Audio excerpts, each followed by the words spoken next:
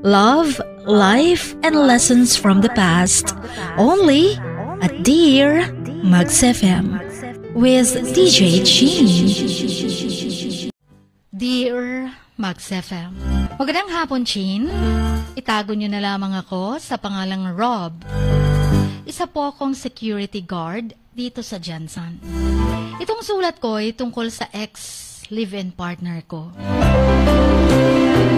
3 years kaming nagsama. Pareho kaming may trabaho, pero wala kaming anak.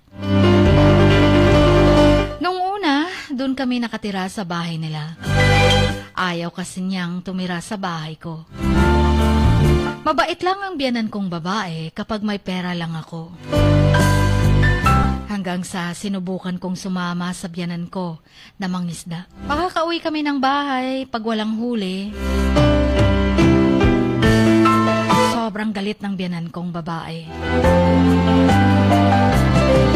Hanggang sa naplanuhan namin ng live-in partner ko na dito kami sa Jansan tumira para magtrabaho.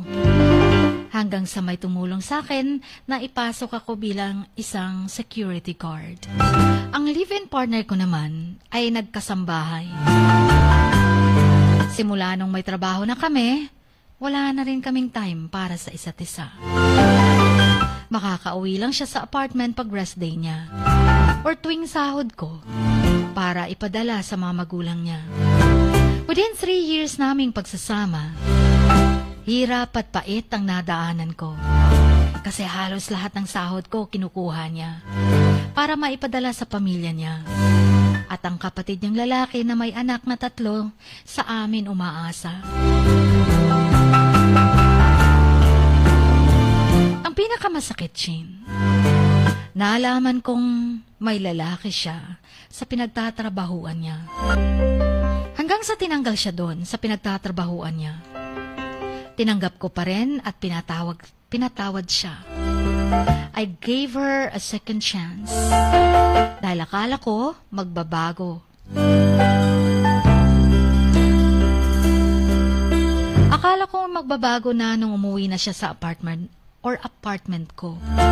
Kahit anong sarap ng tulog niya, pag binubuksan ko ang cellphone niya, magigising yan siya. At halos magwawala. Kasi may privacy daw yun. Ang di ko po alam, 3 kaming pinagsasabay niya.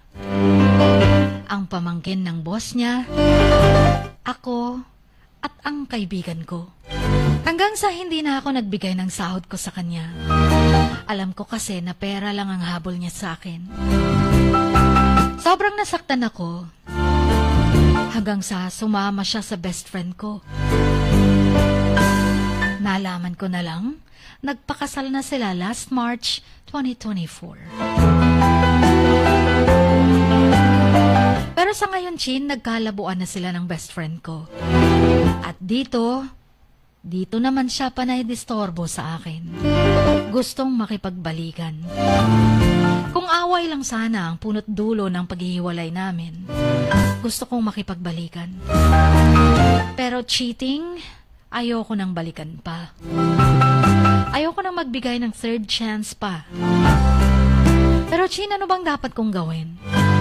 Iisa lang po ang lugar namin at kapitbahay pa kami.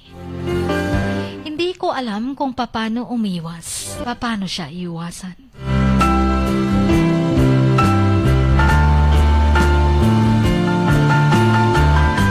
Please advise me. Gusto kong umuwi sa bagong taon, doon. Pero kasi siya laging nakaabang.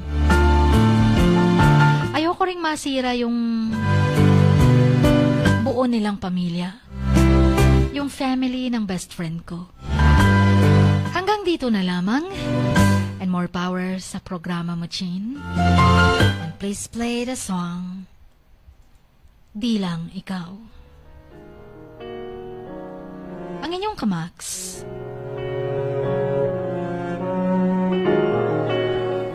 Rob.